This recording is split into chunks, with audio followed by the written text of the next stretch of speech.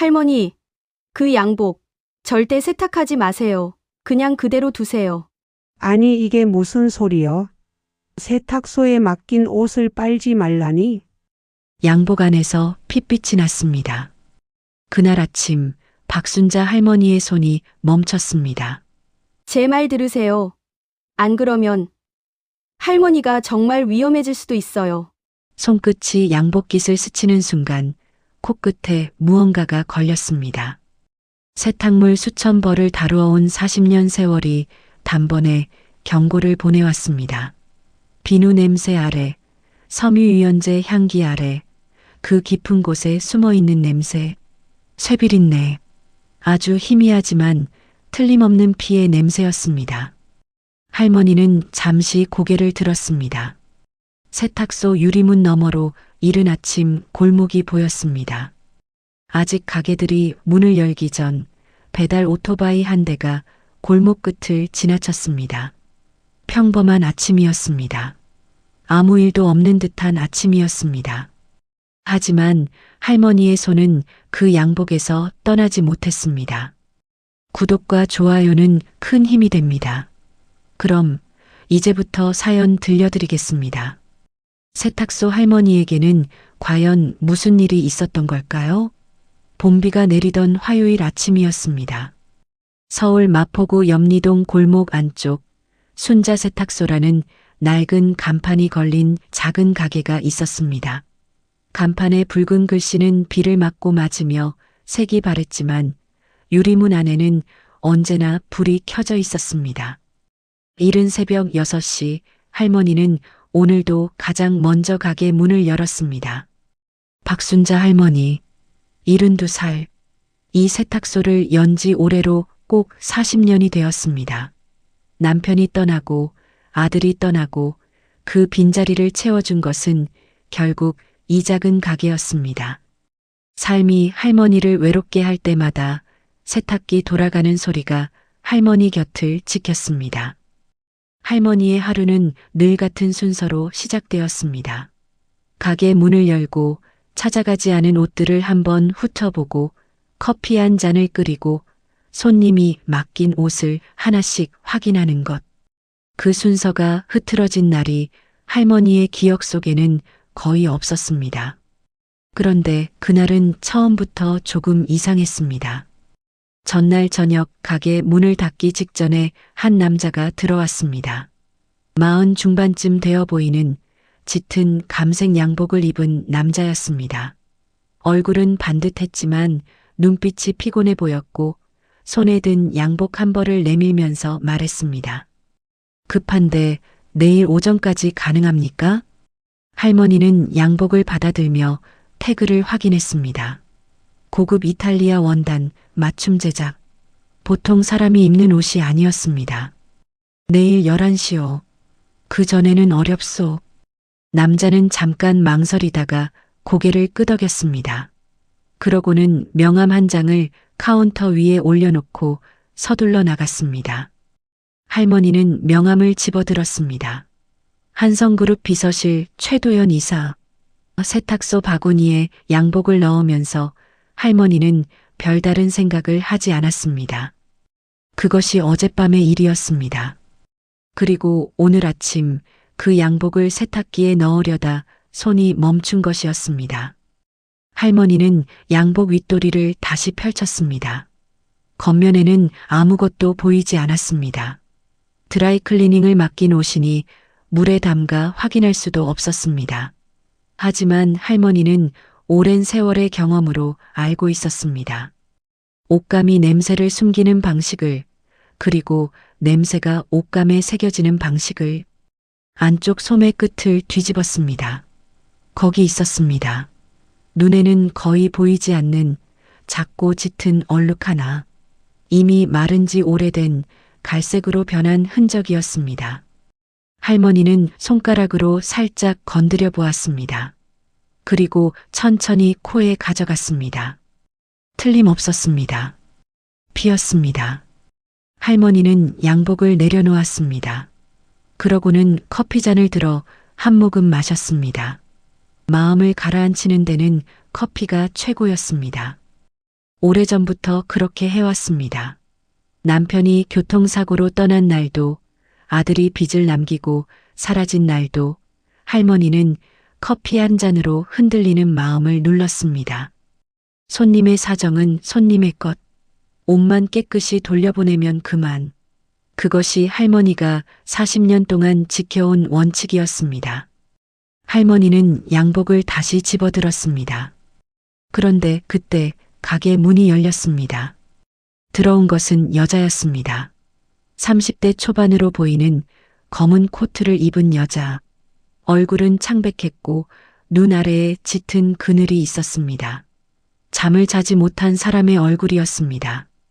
저기 죄송한데요. 여자는 카운터에 가까이 오지 않고 문 앞에 서서 말했습니다. 어제 여기 양복 맡기러 오신 분 있으셨죠? 감색 양복이요. 할머니는 여자를 바라보았습니다. 눈이 마주쳤습니다. 여자의 눈 속에 무언가가 있었습니다. 두려움이었습니다. 있어. 할머니가 짧게 대답했습니다. 여자가 입술을 깨물었습니다. 그러고는 주위를 한번 살핀 후 목소리를 낮추었습니다. 그 양복 세탁하시면 안 돼요. 할머니는 아무 말도 하지 않았습니다. 다만 손에 든 양복을 내려놓지 않고 그대로 여자를 바라보았습니다. 그리고 여자가 한 발짝 가까이 왔습니다. 빗소리가 가게 안을 채웠습니다. 세탁기 돌아가는 소리가 멀리서 들렸습니다. 그분이 오늘 오실 텐데요. 절대로 아무것도 모르는 척 하셔야 해요. 할머니 신변이 위험할 수 있어요. 그 말을 남기고 여자는 빠르게 문을 열고 나갔습니다. 빗속으로 사라지는 검은 코트 자락이 보였습니다. 할머니는 오랫동안 그 자리에 서 있었습니다. 손에 들린 감색 양복, 안쪽 소매에 작은 핏자국, 그리고 두려움으로 가득한 눈을 가진 낯선 여자의 경고. 40년 세탁소 인생에서 이런 일은 처음이었습니다. 커피가 식어가고 있었습니다. 빗소리는 더욱 거세졌습니다. 그때까지만 해도 할머니는 몰랐습니다. 이 양복 한 벌이 자신의 삶을 완전히 뒤바꾸어 놓을 것이라는 사실을. 11시가 되기 5분 전이었습니다. 할머니는 카운터 안쪽에 앉아 창 너머 골목을 바라보았습니다. 아침 내내 그 감색 양복을 세탁기에 넣었다가 다시 꺼냈습니다. 세탁을 하면 핏자국이 사라집니다. 세탁을 하지 않으면 손님에게 돌려줄 수 없습니다. 두 가지 모두 할머니의 마음 한쪽을 불편하게 만들었습니다. 결국 할머니가 선택한 것은 아무것도 하지 않는 것이었습니다. 양복은 그대로 바구니 안에 접혀 있었습니다. 빗줄기는 오전 내내 이어지다가 10시가 넘어서야 잦아들었습니다. 젖은 골목이 햇볕을 받아 하얗게 빛났습니다. 반찬가게 아주머니가 앞가게 유리문을 닫고 국수집 할아버지가 메뉴판을 밖에 내다 걸었습니다. 40년간 보아온 익숙한 풍경이었습니다. 그 풍경 속으로 검은 승용차 한 대가 천천히 들어왔습니다. 차는 세탁소 앞에 멈추었습니다. 어제 양복을 맡겼던 남자 최도연 이사였습니다. 하지만 오늘은 혼자가 아니었습니다. 조수석에서 또 한 명의 남자가 내렸습니다. 머리카락을 단단하게 뒤로 넘긴 50대 중반의 남자. 표정이 없는 얼굴이었습니다. 시선이 날카로웠습니다. 할머니는 두 사람이 가게 안으로 들어오는 것을 바라보며 자리에서 일어났습니다. 오셨소? 할머니는 평소와 다름없는 목소리로 말했습니다. 최도연이 카운터 앞에 섰습니다. 양복 찾으러 왔습니다. 할머니는 바구니에서 옷을 꺼냈습니다. 드라이클리닝 비닐에 넣어 걸어둔 것을 건넸습니다. 안쪽 소매의 얼룩은 그대로였습니다. 세탁을 하지 않았으니 당연한 일이었습니다. 최도연이 양복을 받아들었습니다. 잠시 할머니를 바라보았습니다. 잘 됐습니까? 드라이 맡기신 거니까 그대로 돌려드리는 겁니다. 할머니가 짧게 말했습니다. 최도연의 눈이 가늘어졌습니다. 그 옆에 서 있던 남자가 조용히 양복을 받아 비닐을 살짝 들어 올렸습니다. 안쪽 소매 부분을 손으로 쥐어 확인하는 것이 할머니의 눈에 들어왔습니다. 잠시 침묵이 흘렀습니다. 요즘도 혼자 하세요? 가게에. 표정 없는 얼굴의 남자가 물었습니다.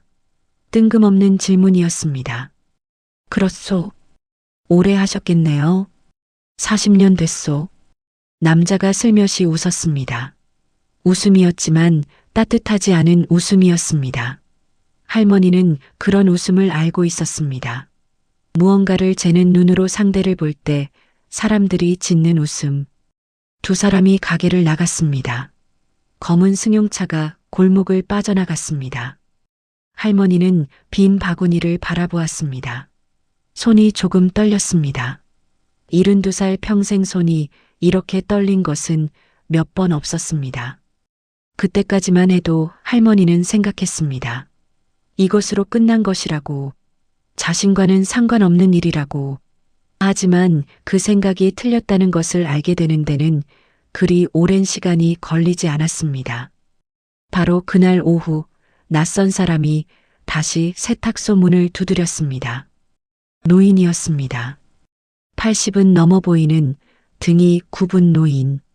흰 머리카락과 깊게 파인 주름 하지만 눈빛만은 유달리 맑은 사람이었습니다. 회색 조끼 위에 얇은 외투를 걸쳤고 손에는 낡은 쇼핑백 하나를 들고 있었습니다. 여기가 순자 세탁소 맞지요? 노인의 목소리는 낮고 조용했습니다. 겉보기와 달리 흔들림이 없는 목소리였습니다. 맞소. 뭘 맡기시려고요? 옷은 아닙니다. 노인이 카운터 앞에 앉으며 말했습니다. 앉는 행동이 자연스러웠습니다. 마치 오래전부터 이 자리에 앉아온 사람처럼. 그럼요. 노인이 쇼핑백 안에서 봉투 하나를 꺼냈습니다. 두툼한 흰 봉투였습니다. 맡아주십사 해서요. 꽤 오래 보관해야 할 수도 있습니다. 할머니는 봉투를 바라보았습니다. 받지도 않고 밀어내지도 않았습니다. 무슨 봉투요? 중요한 물건이 들어 있습니다. 사람에게 맡기면 위험하고 은행에 맡기면 들킬 수 있어요. 세탁소에 맡기는 것이 가장 안전합니다. 할머니가 노인을 바라보았습니다. 이 노인이 누구인지 알 수 없었습니다. 하지만 그 눈빛 안에 진심이 있다는 것은 느낄 수 있었습니다. 오래 살다 보면 그런 것이 보입니다. 저는 한성그룹 회장 강태주입니다. 할머니의 눈이 조금 넓어졌습니다. 한성그룹. 방금 전 그 감색 양복을 찾아간 남자의 명함에 적혀 있던 이름이었습니다. 오늘 아침 제 비서가 찾아온 양복이 있었지요? 할머니는 아무 말도 하지 않았습니다. 그 양복에서 냄새가 났을 겁니다. 할머니는 분명히 알아채셨을 거예요. 빗소리가 다시 시작되고 있었습니다. 멀리서부터 처마를 두드리는 소리가 가까워져 왔습니다. 할머니는 창밖을 한번 보았습니다. 그리고 노인을 다시 바라보았습니다. 피 냄새였소? 할머니가 말했습니다. 노인이 천천히 고개를 끄덕였습니다. 제 피입니다. 짧은 침묵. 누군가 저를 해치려 했습니다. 어젯밤에 11시가 되기 5분 전이었습니다. 빗소리가 절정에 달했을 때였습니다. 할머니는 뒷방에서 나무 의자 하나를 가져와 카운터 앞에 놓았습니다. 오래된 습관이었습니다. 서서 이야기하기 어려운 손님이 오면 의자부터 내주는 것. 노인은 감사하다는 말 없이 자연스럽게 앉았습니다. 그 태도가 거만해 보이지 않았습니다. 오히려 오랜 세월 혼자 견뎌온 사람 특유의 덤덤함처럼 느껴졌습니다. 어젯밤 저는 집무실에 혼자 있었습니다. 회장의 목소리는 낮고 일정했습니다. 저녁 11시가 넘어서였어요. 비서들은 이미 모두 퇴근한 후였고 경비도 외곽을 돌고 있었습니다. 누군가 집무실 문 앞에서 잠깐 멈추는 소리가 들렸습니다. 저는 직감적으로 알았어요. 할머니는 아무 말 없이 듣고 있었습니다. 창문으로 나왔습니다. 7층이었는데 배수관을 타고 내려왔어요. 내려오다가 철제 난간에 팔을 긁혔습니다. 거기서 피가 났고 그 피가 양복 소매 안쪽에 묻었습니다. 창문 너머 빗줄기가 굵어졌습니다. 할머니의 눈이 회장의 외투 소매 쪽으로 자연스럽게 향했습니다. 외투 안에 팔목을 감싼 붕대 끝이 살짝 보였습니다. 그 양복을 이곳에 맡긴 것은 최도연의 생각이었습니다. 양복에 남은 혈흔을 지워야 했으니까요. 하지만 세탁이 됐는지 확인하는 것도 그의 몫이었어요. 그 사람이 믿을 만한 사람이요? 할머니가 물었습니다. 날카로운 질문이었습니다. 회장이 잠시 침묵했습니다. 15년을 함께 일했습니다. 하지만 어젯밤 이후로는 확신할 수 없습니다. 왜요? 집무실에 들어오려 한 사람이 내부 사람이라는 것은 확실하기 때문입니다. 내 일정과 경비 순찰 시간을 아는 사람. 그 수가 많지 않아요. 할머니는 카운터에 팔꿈치를 올렸습니다. 잠시 생각하는 표정이었습니다. 그런데 왜 여기 오신 거요? 경찰에 가야지. 회장이 쓴웃음을 지었습니다. 경찰에 신고하면 그 사람들이 먼저 알게 됩니다. 제 주변에는 모든 정보가 새어나가는 구멍이 있어요. 그걸 막기 전까지는 아무도 믿을 수 없습니다.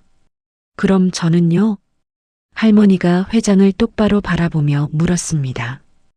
회장도 할머니를 바라보았습니다. 마주친 눈에 무언가가 오갔습니다. 오늘 아침 최도연이 양복을 가져갔을 때 할머니는 아무것도 보지 못한 척 하셨습니다. 보셨으면서도요. 할머니는 대답하지 않았습니다. 그것으로 충분했습니다. 회장이 봉투를 카운터 위에 밀었습니다. 이 안에는 작은 USB 하나가 들어 있습니다. 그리고 내용을 설명하는 편지 한 장. 지금 당장 열어보실 필요는 없습니다. 열흘 안에 제가 직접 찾으러 오지 않는다면 그때 편지를 읽으세요. 할머니는 봉투를 바라보았습니다. 손은 꼼짝도 하지 않았습니다.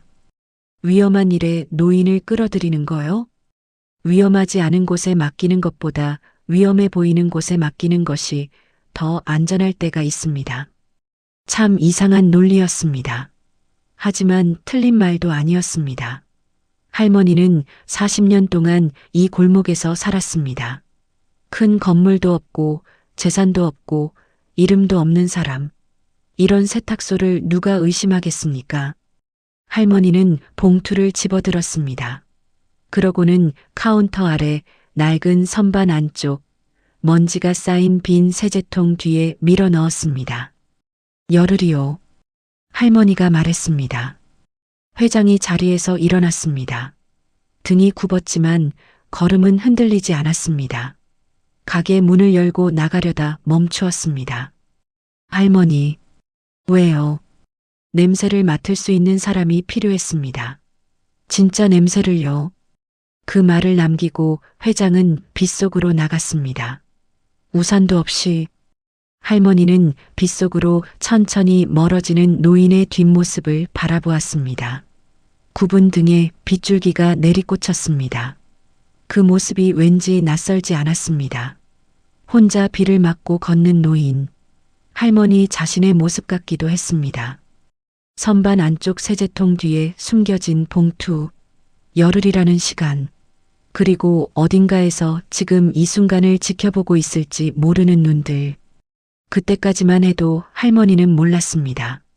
다음 날 아침 자신의 세탁소 문 앞에 낯선 남자 둘이 서 있게 되리라는 것을. 다음 날 아침 7시였습니다. 할머니가 가게 셔터를 올리는데 인기척이 느껴졌습니다.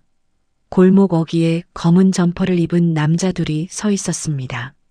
담배를 피우는 척했지만 시선은 세탁소를 향하고 있었습니다. 할머니는 못 본 척 셔터를 다 올리고 가게 안으로 들어갔습니다. 손이 가지 않았습니다.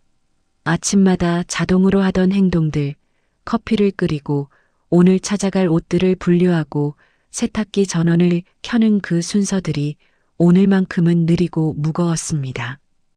두 남자는 1시간이 지나도 골목을 떠나지 않았습니다. 오전 9시 단골 손님 이 여사가 들어왔습니다. 70대 초반 늘 체크무늬 남방을 입고 다니는 이웃 주민이었습니다. 할머니, 이불 맡기러 왔어요. 그래요, 들어오소.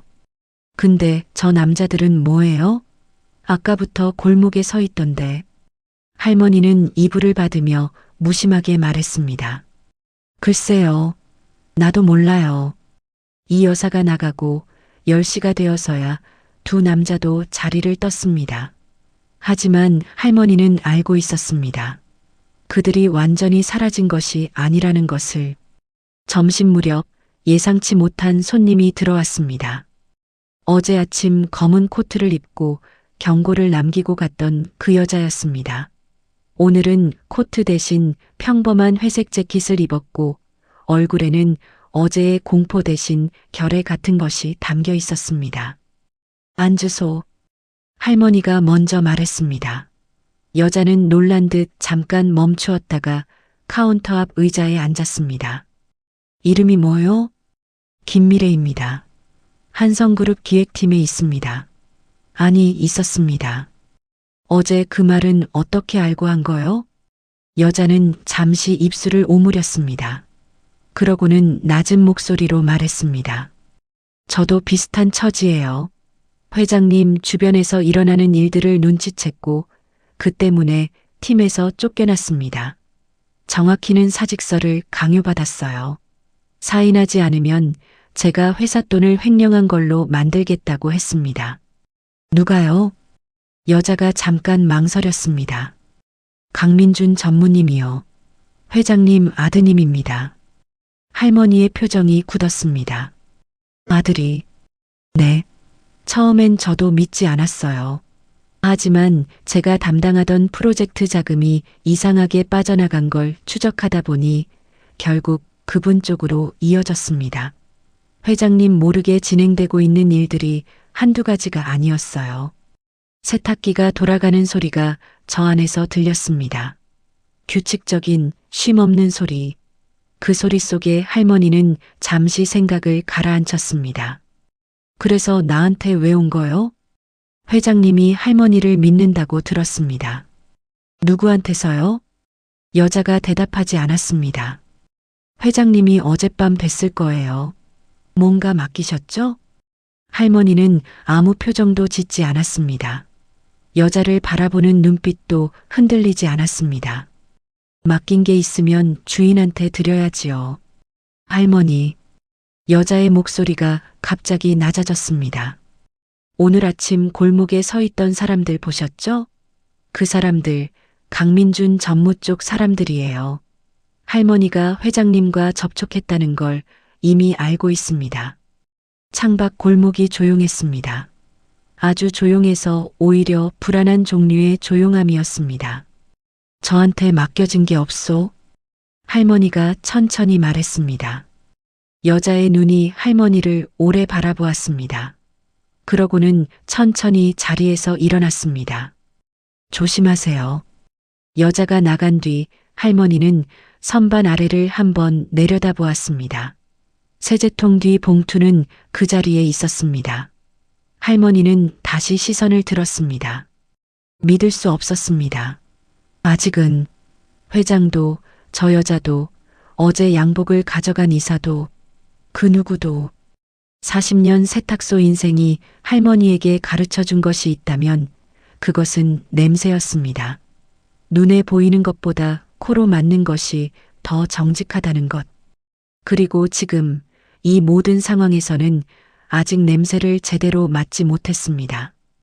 그때까지만 해도 할머니는 몰랐습니다. 할머니는 좀처럼 겁을 먹지 않는 사람이었습니다. 젊어서 남편 없이 혼자 가게를 꾸렸고 가게 문 고장나 한겨울밤 빗장 없이 자본 적도 있었습니다. 골목 뒤편 취객이 가게 유리를 깬 날도 있었고 세금 고지서가 무더기로 쌓였던 해도 있었습니다. 그 모든 것들을 할머니는 소리 없이 견뎌냈습니다. 하지만 그날 밤은 달랐습니다. 자정이 조금 넘었을 때였습니다. 할머니는 가게 안쪽 방 침대에 누워 있었습니다. 눈은 감겼지만 잠은 오지 않았습니다. 천장을 바라보는데 아주 작은 소리가 들렸습니다. 유리문 쪽에서 나는 소리. 비가 오는 것도 아니었고 바람이 부는 것도 아니었습니다. 할머니는 조용히 몸을 일으켰습니다. 슬리퍼도 신지 않고 맨발로 바닥을 밟았습니다. 가게 안은 어두웠습니다. 간판 불빛이 유리문 너머에서 희미하게 새어 들어올 뿐이었습니다. 할머니는 그 빛 안에서 카운터 뒤로 몸을 숨기고 가게 안을 살폈습니다. 움직임이 있었습니다. 유리문 옆 환풍구 쪽에서 누군가 안으로 들어오고 있었습니다. 몸집이 작은 사람이었습니다. 어두운 옷에 얼굴에 마스크를 쓰고 있었습니다. 움직임이 빨랐습니다. 바로 세탁소 안쪽 선반을 향해 걸어갔습니다. 할머니는 숨을 죽였습니다. 침입자는 손전등을 꺼내 선반을 훑쳤습니다. 세제통들을 하나씩 꺼내기 시작했습니다. 조용하게, 그러나 빠르게. 할머니의 심장이 빠르게 뛰었습니다. 선반 안쪽에 봉투가 있었습니다. 지금 저 손전등이 그쪽으로 향하면 남은 세제통이 2개뿐이었습니다. 할머니는 천천히 카운터 아래 서랍을 열었습니다. 소리 없이 오래전 아들이 사다 준 손전등 하나를 꺼냈습니다. 그리고 생각했습니다. 겁쟁이처럼 숨어 있어봤자 봉투를 빼앗기면 그만입니다. 할머니는 전등을 켰습니다. 거기 누구요? 할머니의 목소리가 어두운 세탁소 안을 채웠습니다. 침입자가 굳었습니다. 잠깐이었습니다. 그 다음 순간 몸을 돌려 환풍구로 빠져나가려 했습니다. 하지만 이미 늦었습니다. 할머니가 카운터 앞으로 나오며 전등을 침입자의 얼굴에 비추었습니다. 마스크가 벗겨졌습니다. 여자였습니다. 낯선 얼굴은 아니었습니다. 어제 점심에 들어왔던 그 여자, 김미래였습니다. 두 사람은 잠시 마주 보았습니다. 여자의 눈에 당황함이 가득했습니다. 할머니는 손전등을 내리지 않았습니다. 사람이 배신을 하려면 눈빛이 달라지는 법이요. 할머니가 말했습니다. 그 냄새까지는 못 맡았는데 오늘 낮에 여기 왔을 때 당신 눈빛이 이상했소. 나를 설득하러 온 게 아니라 확인하러 온 눈빛이었어요. 김미래가 천천히 마스크를 내렸습니다. 낮에 보았던 결의에 찬 눈 대신 지금 그 눈에는 복잡한 감정이 뒤섞여 있었습니다. 저도 어쩔 수 없었어요. 그 말은 배신한 사람마다 하는 말이요. 진짜예요. 저 협박받고 있어요. 강민준 전무가 제 동생을 잡고 있어요. 동생이 빚이 있는데 그걸 갚아줄 테니 할머니가 가진 거 가져오라고 했습니다. 할머니는 오래 여자를 바라보았습니다. 냄새가 났습니다. 두려움의 냄새, 땀의 냄새, 거짓말이 섞이지 않은 진짜 공포의 냄새. 할머니는 그것을 알 수 있었습니다. 봉투는 여기 없소? 할머니가 말했습니다. 네. 어제 이미 다른 곳에 옮겼소. 여자의 눈이 흔들렸습니다. 믿는지 안 믿는지 알 수 없는 눈빛이었습니다. 정말이요. 그러니까 당신은 빈손으로 돌아가야 해요. 잠시 침묵이 흘렀습니다. 그 사람한테 뭐라고 해요? 그건 당신이 알아서 할 일이요. 여자는 천천히 자리에서 일어났습니다. 환풍구 쪽으로 다시 가려다 멈추었습니다.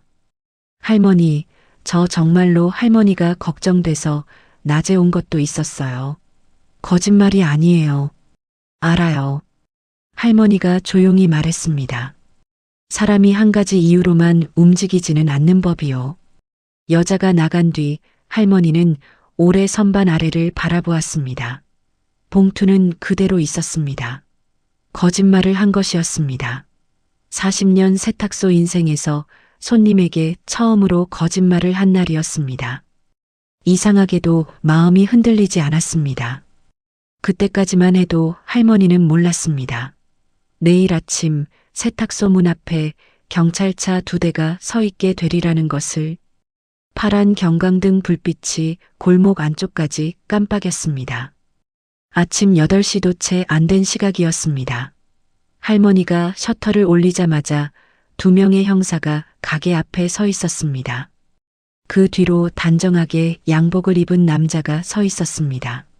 강민준 전무.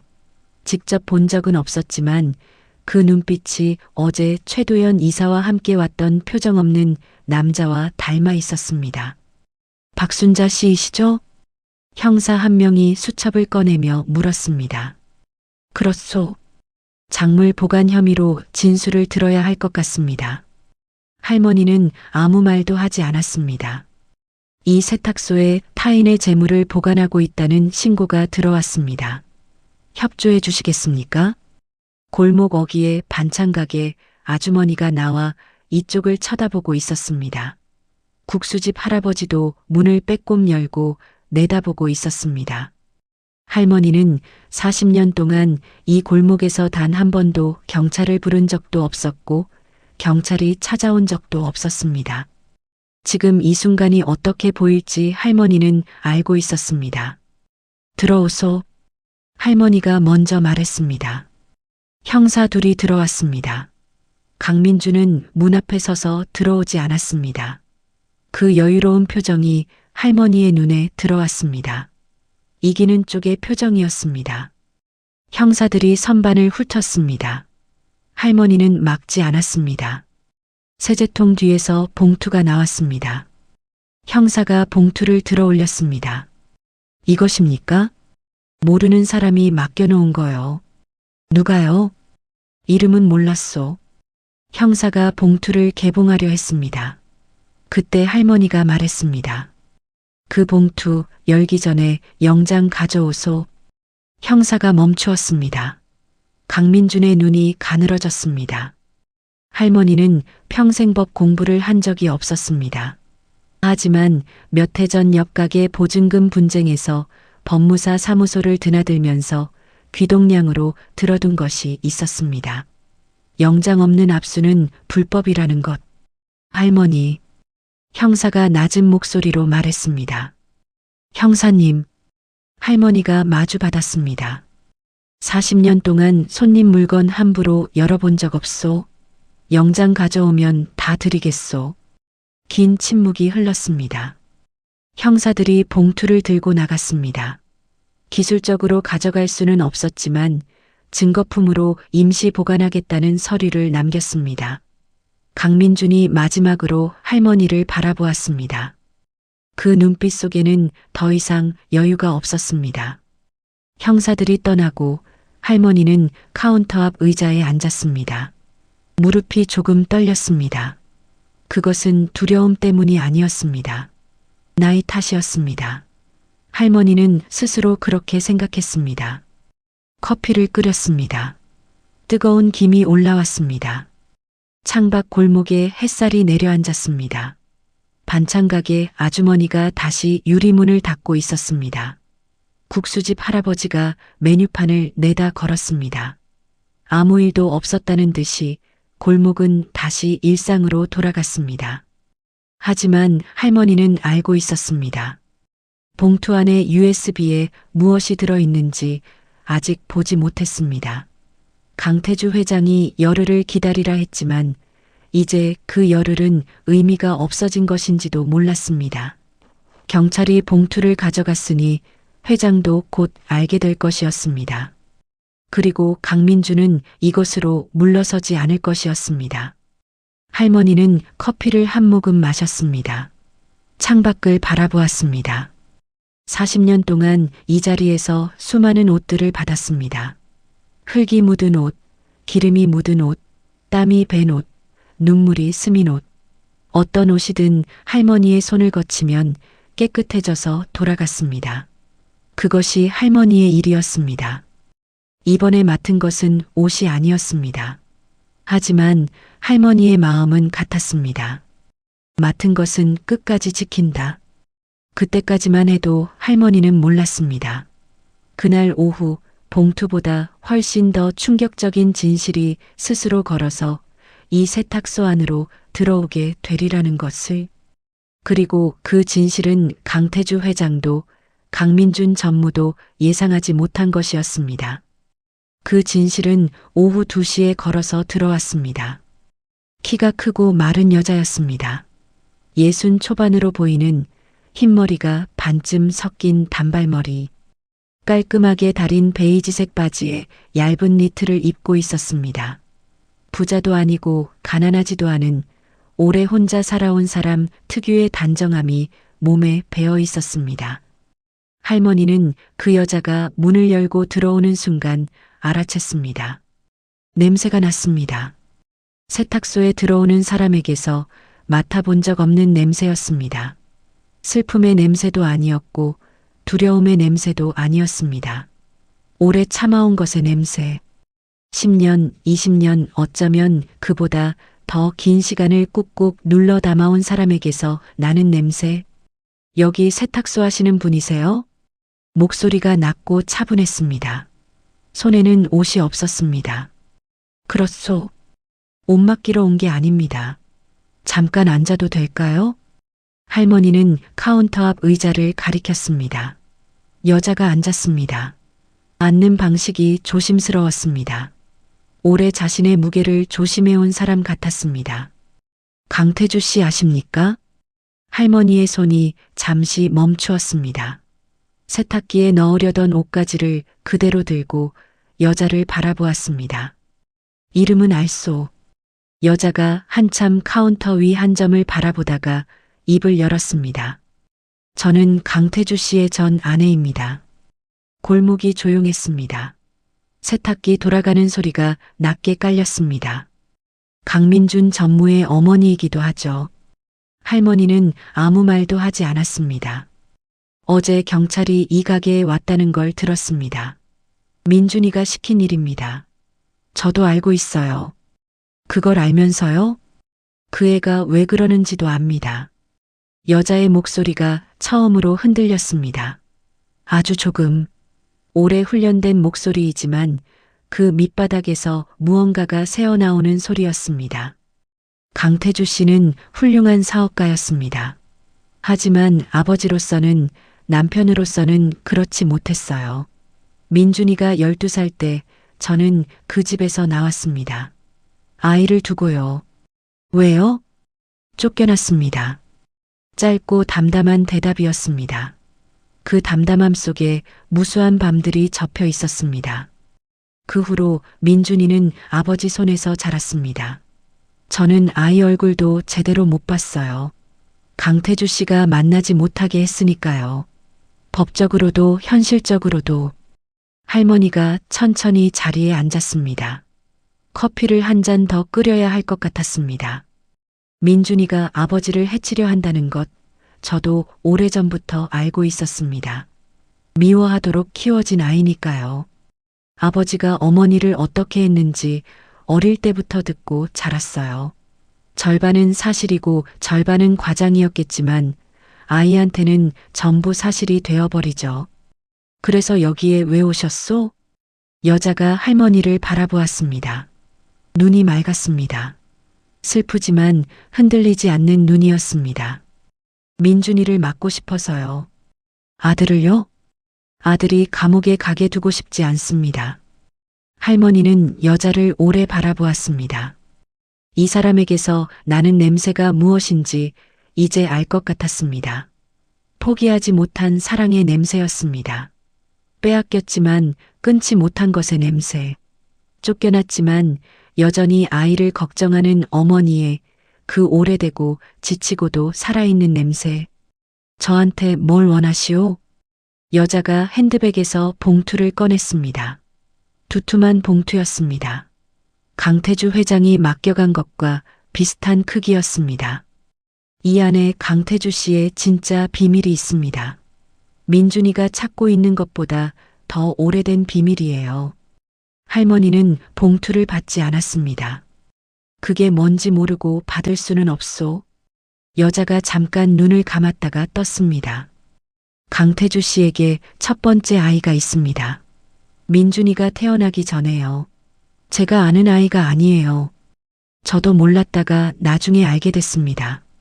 그 아이의 어머니는 강태주 씨 회사 직원이었는데 임신 사실을 알리자마자 해고됐어요. 아이는 입양 보내졌고요. 세탁기 소리가 멈추었습니다. 탈수가 끝난 것이었습니다. 하지만 할머니는 자리에서 일어나지 않았습니다. 그 아이가 지금 어디 있소?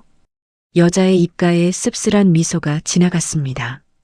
찾고 있습니다. 오래전부터요. 그 아이가 나타나면 모든 것이 달라질 거예요. 강태주 씨가 숨겨온 것들이 전부 드러나게 됩니다. 민준이의 분노도 그 배경도. 그래서 이 봉투가 그 아이를 찾을 수 있는 단서들입니다. 제가 20년 동안 모은 것들이에요. 저한테 두면 위험합니다.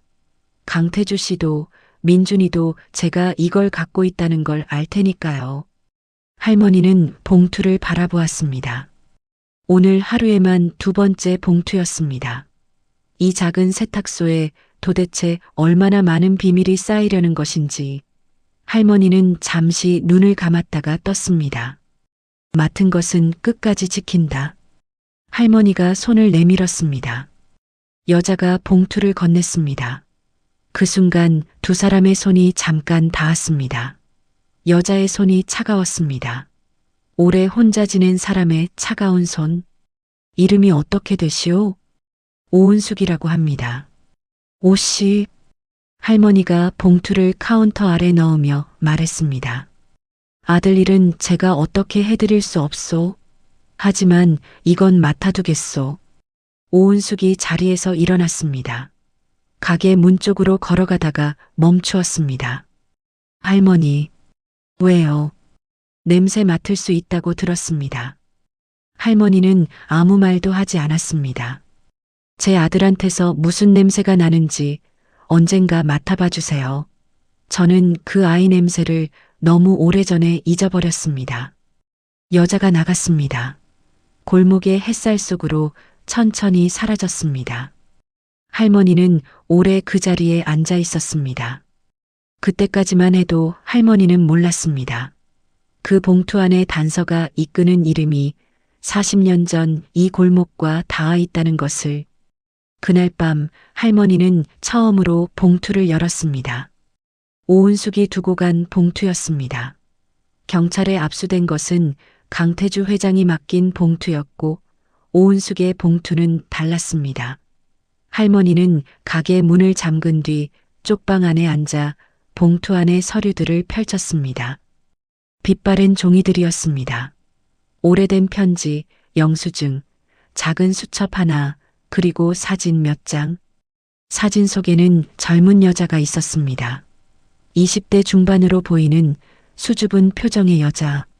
배가 불러 있었습니다. 사진 뒷면에 날짜가 연필로 적혀 있었습니다. 1985년 봄. 지금으로부터 40년 전이었습니다. 할머니의 손이 멈추었습니다. 1985년 봄. 그해 봄에 할머니의 남편은 죽었습니다. 교통사고였습니다. 그리고 그해 봄 3살배기 아들을 안고 이 골목 세탁소를 처음 열었습니다. 손이 떨렸습니다. 이번에는 나이 탓이 아니었습니다. 수첩을 펼쳤습니다.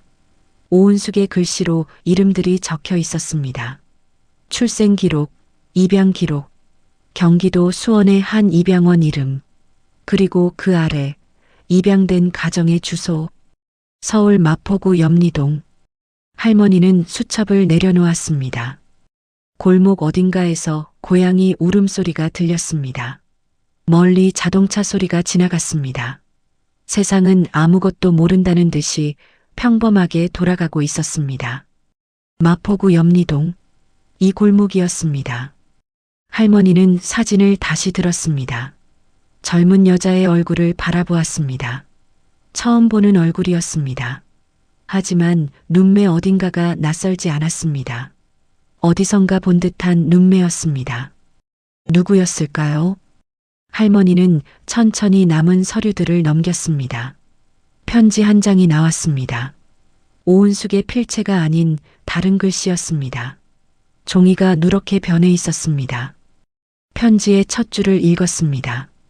아이를 보낸 후 저는 이 골목을 떠날 수가 없었습니다.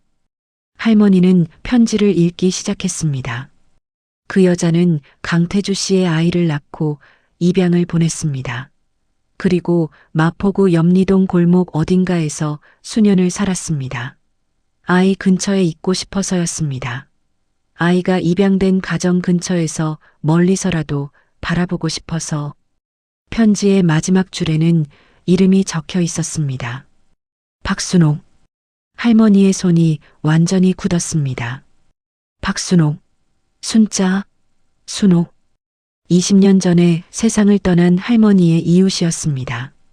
이 골목에서 혼자 살다가 쓸쓸하게 떠난 여자. 이름을 살짝 바꾸고 살았던 여자. 할머니가 가끔 밥을 나눠주었던 여자. 그 여자가 강태주 회장의 첫 번째 아이를 낳은 사람이었습니다. 그리고 그 아이는. 할머니는 수첩의 입양 기록을 다시 펼쳤습니다. 입양된 가정의 이름이 적혀 있었습니다.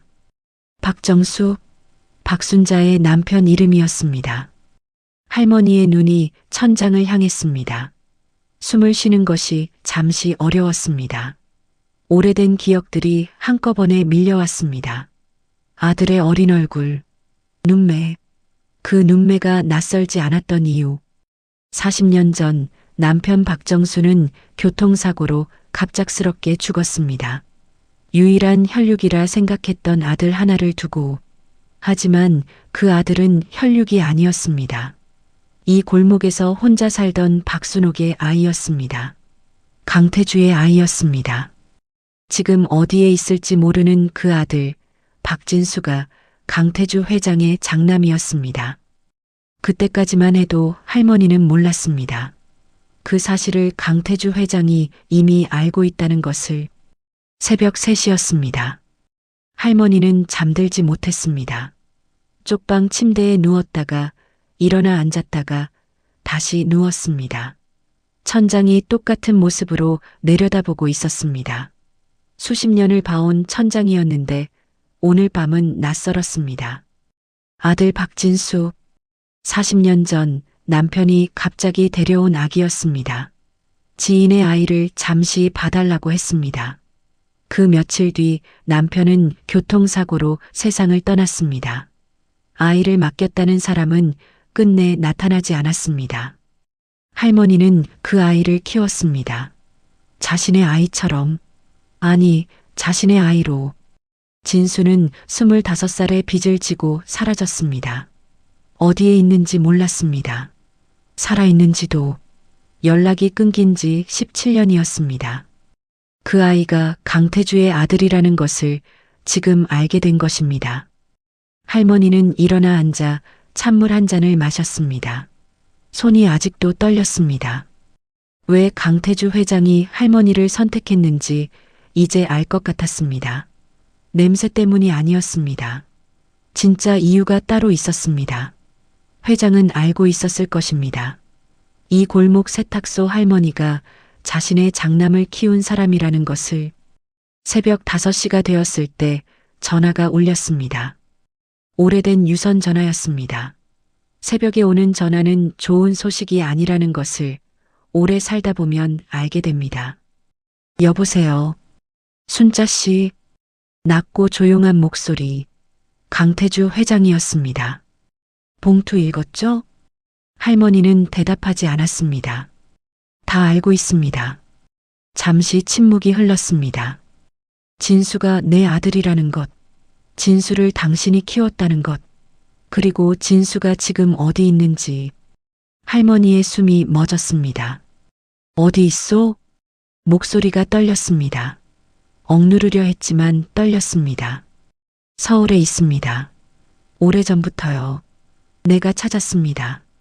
그 애가 알고 있소? 자기가 누군지. 아직은 모릅니다. 하지만 알게 될 겁니다. 곧. 할머니는 수화기를 꽉 쥐었습니다. 왜 지금 말하는 거요? 민준이가 나를 제거하려는 이유 중 하나가 진수 때문입니다. 내가 진수에게 재산을 나눠줄 것을 두려워하고 있어요. 실제로 그럴 생각이 있었으니까요. 그래서요. 경찰에 압수된 봉투 안에는 진수에 대한 내용이 있습니다. 그것이 공개되기 전에 진수를 만나야 합니다. 당신이 먼저 만나줘야 합니다. 진수는 나를 모르지만 당신은 압니다. 할머니는 오래 침묵했습니다. 창밖이 서서히 밝아오고 있었습니다. 새벽빛이 골목 유리창을 희미하게 물들였습니다. 40년을 보아온 골목 새벽이었습니다. 그런데 오늘 아침은 달랐습니다. 이 골목에서 키운 아이가 이 골목 어딘가에서 수첩 속 주소로 이어진 삶을 살고 있다는 것. 주소 알려주소. 할머니가 말했습니다. 회장이 주소를 말했습니다. 마포구 안에 있는 작은 고시원이었습니다. 걸어서 15분 거리였습니다. 전화가 끊겼습니다. 할머니는 수화기를 내려놓았습니다. 일어나서 옷을 갈아입었습니다. 외출복을 꺼냈습니다. 명절에나 입는 단정한 회색 저고리와 바지, 손을 씻고 머리를 빗었습니다. 거울 속에 72살 얼굴이 보였습니다. 주름진 얼굴, 흰 머리카락. 하지만 눈빛은 흔들리지 않았습니다. 문을 열고 나서려다 멈추었습니다. 뒤돌아 선반 아래를 보았습니다. 오은숙의 봉투가 그 자리에 있었습니다. 봉투 안에서 박순옥의 편지를 꺼냈습니다. 그리고 품 안에 넣었습니다. 진수에게 줘야 할 것 같았습니다. 자신의 어머니가 쓴 편지이니까요. 할머니는 새벽 골목으로 나섰습니다. 빛이 막 들어오기 시작한 골목이었습니다. 반찬가게도 국수집도 아직 문이 닫혀 있었습니다. 고양이 한 마리가 담벼락 위에 앉아 할머니를 바라보았습니다. 발걸음이 무겁지 않았습니다. 이상하게도 가벼웠습니다.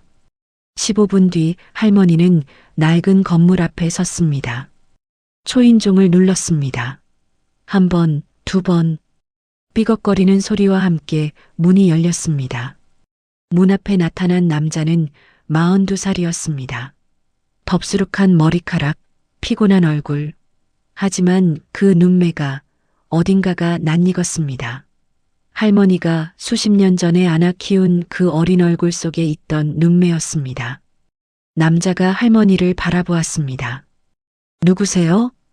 할머니는 잠시 그 얼굴을 바라보았습니다. 눈물이 날 것 같았습니다. 나오지는 않았습니다. 할머니는 원래 잘 울지 않는 사람이었습니다. 밥 먹었소? 남자의 표정이 굳었다가 천천히 풀렸습니다.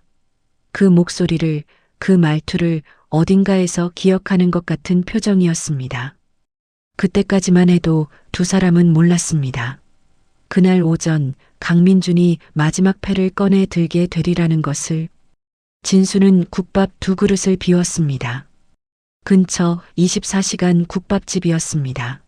새벽빛이 창문으로 들어오고 있었습니다. 두 사람은 오랫동안 말없이 국밥을 먹었습니다. 할머니는 진수가 먹는 것을 바라보았습니다. 숟가락 드는 방식이 예전과 똑같았습니다.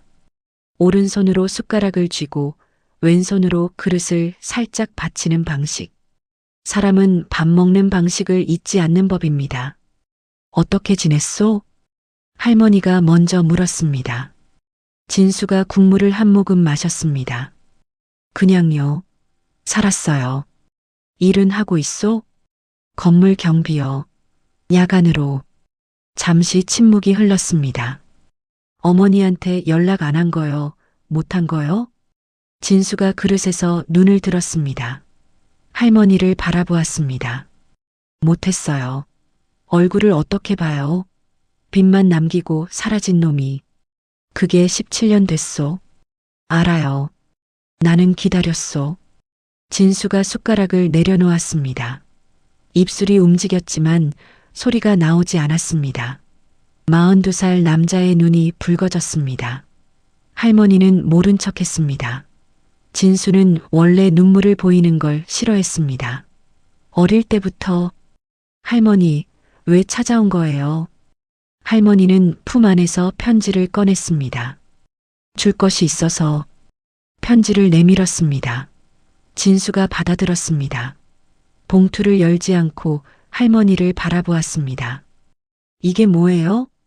당신 어머니가 쓴 거요. 진수가 굳었습니다. 어머니는 할머니잖아요. 낳아준 어머니요. 긴 침묵이 국밥집 안을 채웠습니다. 아주머니가 멀찍이서 상을 닦고 있었습니다. 새벽빛이 더 밝아졌습니다. 진수가 천천히 편지를 꺼내 읽었습니다. 읽는 동안 표정이 여러 번 바뀌었습니다. 할머니는 바라보지 않았습니다. 창밖 골목을 바라보았습니다. 편지 읽는 소리가 멈추었습니다. 진수가 편지를 접었습니다. 오래 테이블 위를 바라보았습니다. 저를 찾으러 이 골목에 살았다고요. 그렇소. 그 사람이 박순옥 아주머니예요? 할머니가 고개를 끄덕였습니다. 진수의 눈이 무언가를 기억하는 것처럼 멀어졌습니다. 골목 끝 빈집 앞에 앉아있던 얇은 여자. 가끔 자신을 멀리서 바라보던 눈. 어린 마음에도 그 눈빛이 이상하게 따뜻해서 기억에 남았던 여자. 그 사람이었습니다.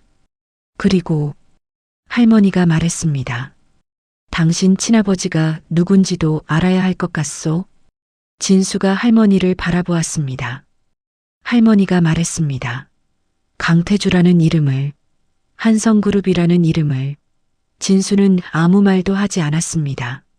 할머니가 말을 다 마쳤을 때도 한참 동안 아무 말이 없었습니다. 그때 할머니의 전화가 울렸습니다. 강태주 회장이었습니다. 빨리 세탁소로 오세요. 민준이가 진수를 찾아냈습니다. 할머니가 전화를 끊었습니다. 진수를 바라보았습니다. 같이 가야 할 것 같소? 진수는 묻지 않았습니다. 그냥 일어났습니다. 두 사람이 골목으로 나섰습니다. 아침이 완전히 밝아 있었습니다. 세탁소 간판이 보였습니다. 순자 세탁소. 낡고 바랜 글씨. 그 불빛이 아침에도 켜져 있었습니다. 세탁소 앞에 차 2대가 서 있었습니다. 강민준이 서 있었습니다. 그 옆에 강태주 회장. 두 사람이 처음으로 같은 공간에 서 있었습니다. 아버지와 아들이었지만 서로를 바라보는 눈에 온기가 없었습니다. 할머니가 두 사람 사이에 섰습니다. 강민준이 할머니를 보았습니다. 그리고 진수를 보았습니다. 진수의 눈매를 보았습니다. 아버지와 닮은 눈매를. 그 순간 강민준의 표정이 처음으로 흔들렸습니다. 이 사람이 누굽니까? 강민준이 차갑게 물었습니다. 강태주 회장이 입을 열려 했습니다. 그보다 먼저 할머니가 말했습니다. 내가 키운 아이요. 강민준의 눈이 가늘어졌습니다. 그게 전부입니까? 전부요. 할머니가 말했습니다. 이 아이가 누구 아들인지, 재산이 어떻게 되는지, 그런 건 당신들이 알아서 할 일이요. 나는 이 아이를 40년 전에 맡았고 오늘 다시 찾았소. 그게 다요. 골목이 조용했습니다. 반찬가게 아주머니가 문을 열다가 이 광경을 보고 멈추었습니다. 국수집 할아버지도 메뉴판을 들고 나오다 그 자리에 섰습니다. 40년 동안 같이 살아온 골목 사람들이었습니다.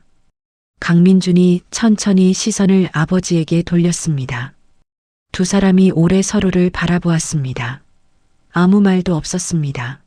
하지만 그 침묵 속에서 수십 년 동안 쌓인 것들이 천천히 무너지는 소리가 들릴 듯 들리지 않게 흘렀습니다. 강민준이 먼저 시선을 내렸습니다.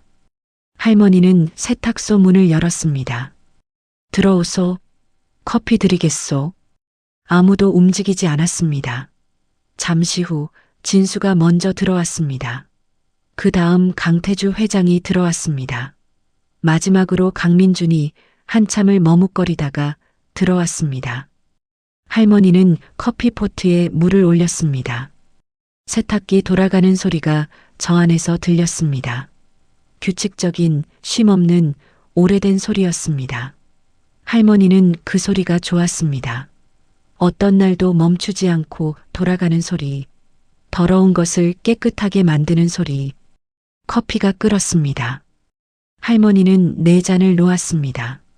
그러고는 자신도 한 잔 들었습니다. 창밖 골목에 봄 햇살이 가득했습니다. 처마 및 작은 화분에 이름 모를 꽃이 피어 있었습니다. 할머니가 심은 것이 언제였는지도 몰랐습니다. 그냥 어느 해봄에 심었고 그 후로 해마다 피었습니다. 진수가 커피잔을 들었습니다. 손이 조금 떨렸습니다. 할머니, 왜요? 집에 와도 돼요? 할머니는 커피를 한 모금 마셨습니다. 창밖을 바라보았습니다. 열쇠는 그대로요. 진수가 아무 말도 하지 않았습니다. 고개를 숙였습니다. 강태주 회장이 그 모습을 바라보았습니다. 80 넘은 노인의 눈에 무언가가 맺혔다가 사라졌습니다.